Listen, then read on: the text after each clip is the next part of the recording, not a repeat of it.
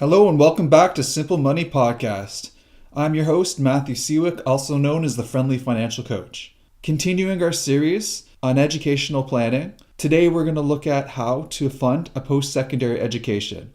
This is a crucial step in creating and executing an educational plan. Today's episode is really a summary that gives you a broad perspective of the many steps that are involved in funding an education. We'll be covering all of these topics in further detail in future episodes. Next week, we're going to be speaking with Sarah from Halton Poverty Roundtable about the barriers facing financially vulnerable households. It's going to be a great episode. In the last episode, we discussed how the first step of any education plan is to determine approximately how much money is required to fund a post-secondary education.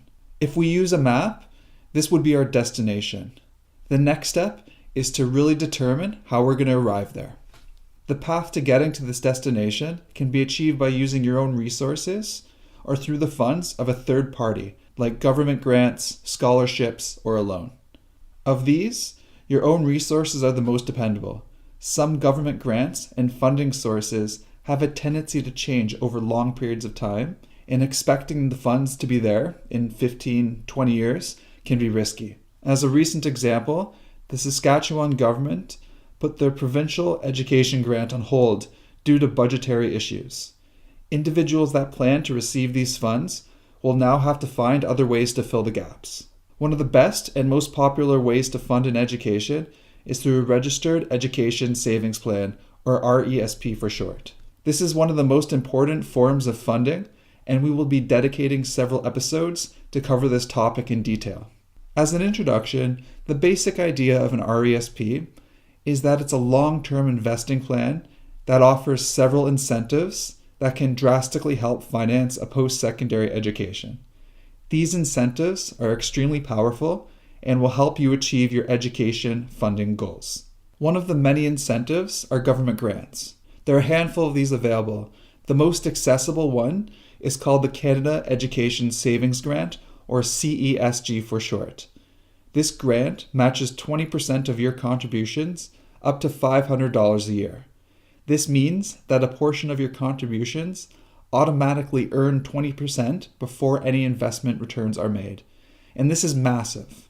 There are other generous grants available to medium and low income households. These are the Canada Learning Bond, provincial grants, and additional CESG. We'll be exploring all of these in detail during future episodes. The other big benefit of RESPs is that they grow tax-free until the funds are withdrawn. This allows the investments to grow faster than if income taxes were charged every single year. We'll also be covering RESP withdrawals and taxation in a future episode.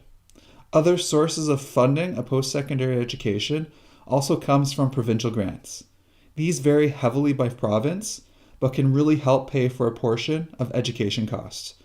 Often, these are tied to the income and situation of a household. A big example is in Ontario. The OSAP grant, in some cases, can exceed the average price of tuition.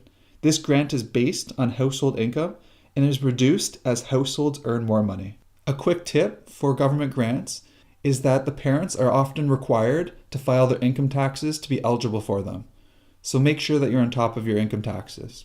Other sources of income can be generated by the student as they get closer to going to school. Scholarships and work can help fill any funding gaps or allow them to pay for extra costs like living away from home. Scholarships are a very generous option that in many cases can cover a large portion of a student's educational costs. A common misconception is that scholarships are just for students that have good grades. This is actually not true. There are many scholarships that are available for volunteer work, art portfolios, essay writing, sports, and much more. It's actually reported that millions of dollars in scholarships are not claimed every year by students. So this is a big opportunity if students know where to look.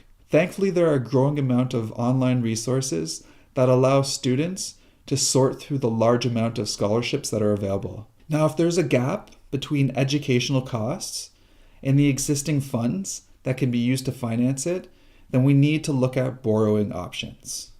So the major sources of borrowing come from government lending and student lines of credit offered through financial institutions. These are borrowing products that will need to be paid back at some point in the future, typically when a student is out of school.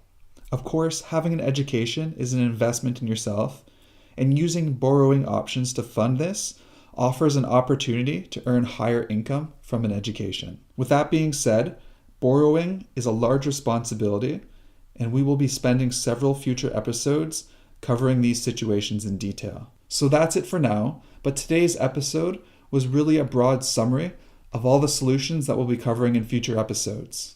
The big idea is that you'll need to know how much a future education will cost, and then figuring a way of funding that. So the main resources that you'll want to use first are your own funds, scholarships, and any government grants.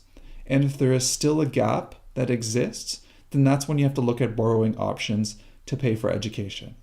As always, if you have any questions or episode recommendations, you can send me an email directly at info@ffcoach.ca, or you can find me on Twitter at @F_F coach.